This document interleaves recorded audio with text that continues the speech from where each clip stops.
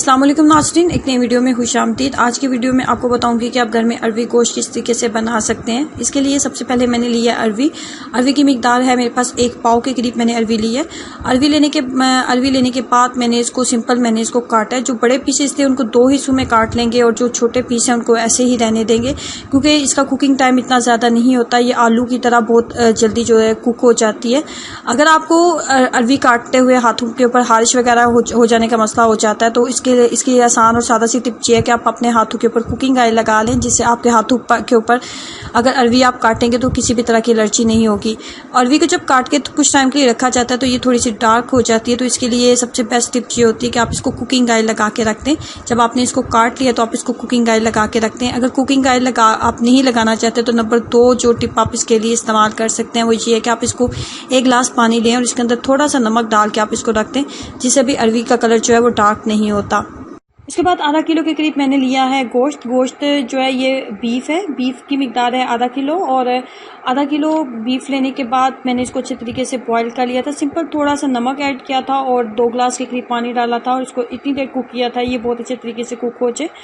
Cook करने के बाद इसका जो एक्स्ट्रा पानी बच गया था जिसके अंदर मैंने इसको कुक कर रही थी, इसको मैंने बॉईल किए, वो पानी भी हम महफूज कर लेंगे। उसके बाद हमने लेने हैं 1 मीडियम साइज़ का प्याज, 3 से 4 अदद सब्ज़ मिर्चें मैंने ली हैं, 1 छोटा टुकड़ा अदरक का लिए और चंद जवे मैंने लहसुन के लिए हैं। तमाम चीज़ों को बहुत अच्छे तरीके से मिक्सअप करने के बाद थोड़ा सा पानी ऐड करेंगे और किसी भी हैंड ब्लेंडर की मदद से या फिर आप किसी भी ग्राइंडर की मदद से इसको अच्छे तरीके से आप ब्लेंड कर लेंगे ये एक बिल्कुल क्रीमी पेस्ट में आपके पास तैयार हो जाए।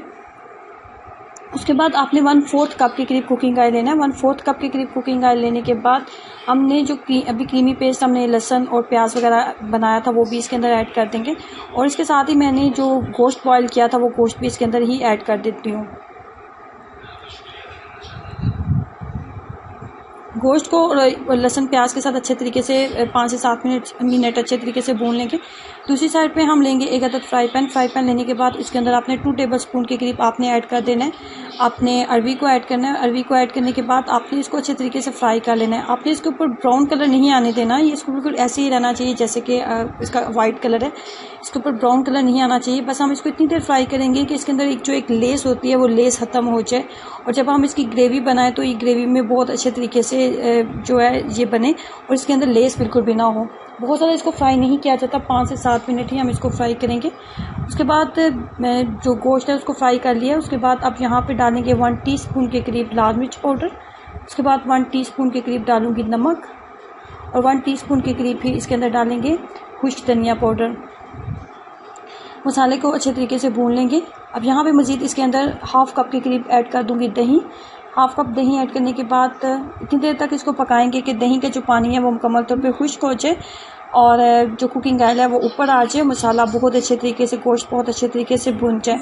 जब गोश्त बहुत अच्छे तरीके से भुन जाएगा तो फिर अरवी को हम इसके अंदर ऐड कर देंगे। वो वाली अरवी जिसको हमने पहले फ्राई किया था उसकी लेस ख़त्म करने के लिए वही अरवी हम इसके अंदर ऐड कर देंगे। अब जो गोश्त को बॉईल करते हुए जो पानी हमारे पास बच गया था तो उस पानी को हम इसके अंदर ऐड कर देंगे।